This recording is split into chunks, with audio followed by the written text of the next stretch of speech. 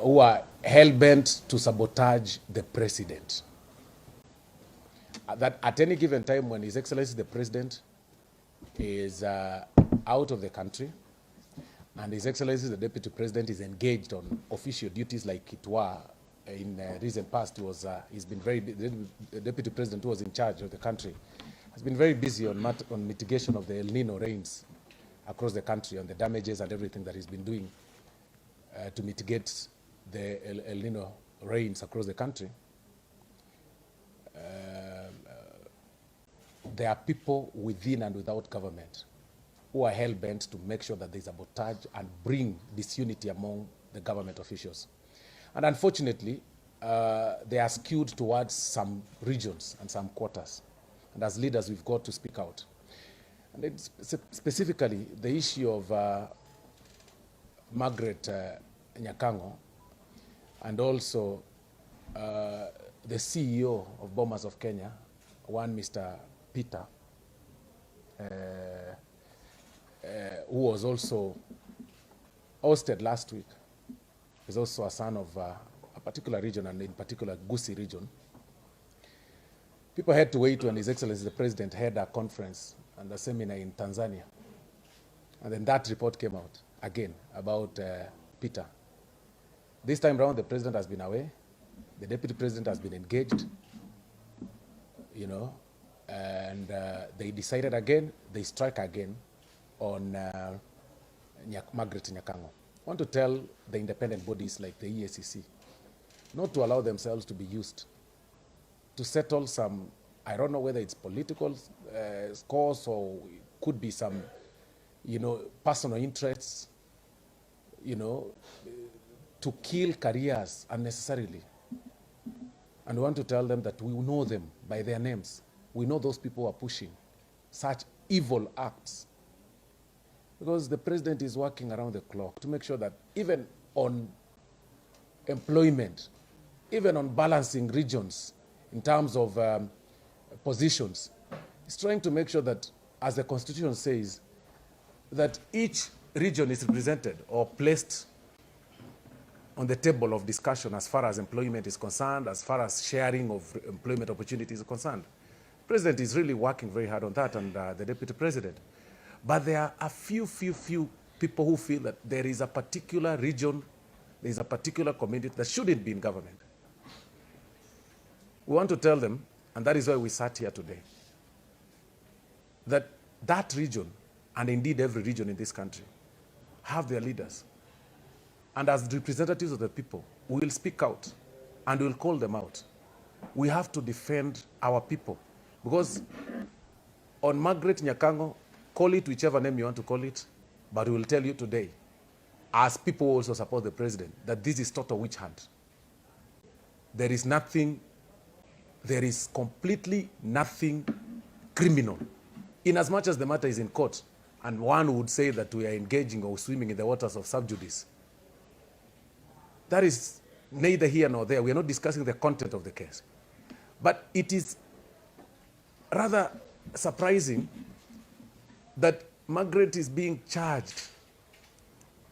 One, when she's engaged in an official duty in Mombasa. She's been in Nairobi all through in her office. What kind of embarrassment can somebody go through? A mother, a wife to somebody, a daughter to someone?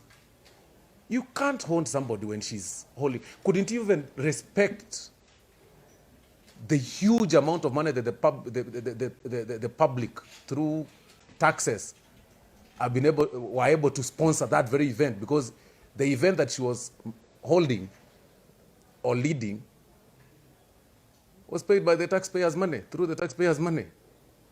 Couldn't they have waited for her in Nairobi, you know, or pick her from her home or something with, you know, really, this kind of embarrassment is not really what we promised our people. And I think this is not even what the President wants. This is not what the Deputy President wants. These are the things that we campaigned against as the Kenya Kwanza coalition.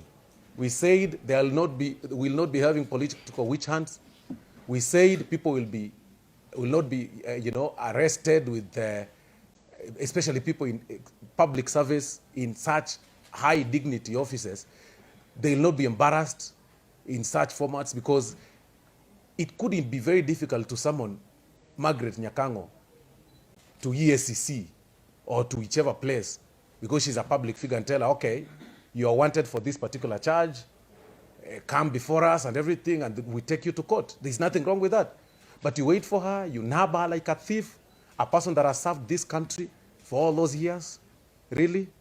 And then you tell us we keep quiet? We cannot keep quiet.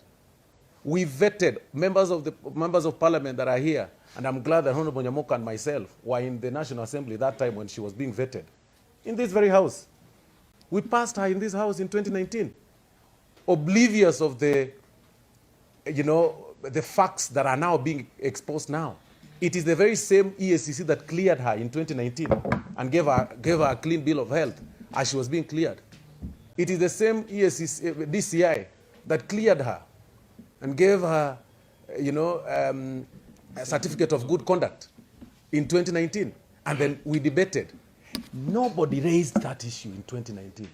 Not a single petition came before the floor in that very 2019. Why now? A matter of 2016. Your guess is as good as mine. It is because people believe that a certain community or some people from a certain region should not be in government. And really, that is wrong.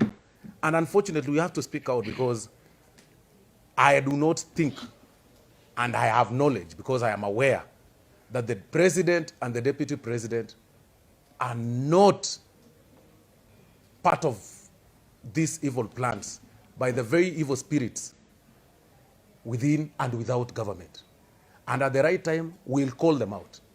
We were here about 2 weeks ago, where we raised issues about exams, that we've been profiled as a community. That the entire NEC officials were in Kisii, moving around our schools, pretending like, they are doing, normal inspections as the exams were going on, but they were undressing young people, the young students, telling them, we need to do this and this. We want to check whether you've got some leakage in your bra, in your t-shirt, in your vest. We are saying enough is enough. Those people that are being used to try and wrestle the Gusii community out of government, you will not succeed, because we are there. We will call you out, because that is what it is. The people who feel like, these people should not deserve to be in this country, we are part of the country, and we will be there. We've shared with His Excellency the Deputy President, because he's in the country. We've shared with him, and it's sad that even him, he only learned of such arrest on TV. It is very sad, So it is something that is being planned by people, possibly on the lower cadre of government, and the people who have been sent by very evil, quarters. So that is what we wanted to say, that this is political witch hunt, and we are telling Margaret Nyakango to stand firm, to stay put. We have, as a community, we've taken it up as our matter, and as her leaders, we've also taken it up.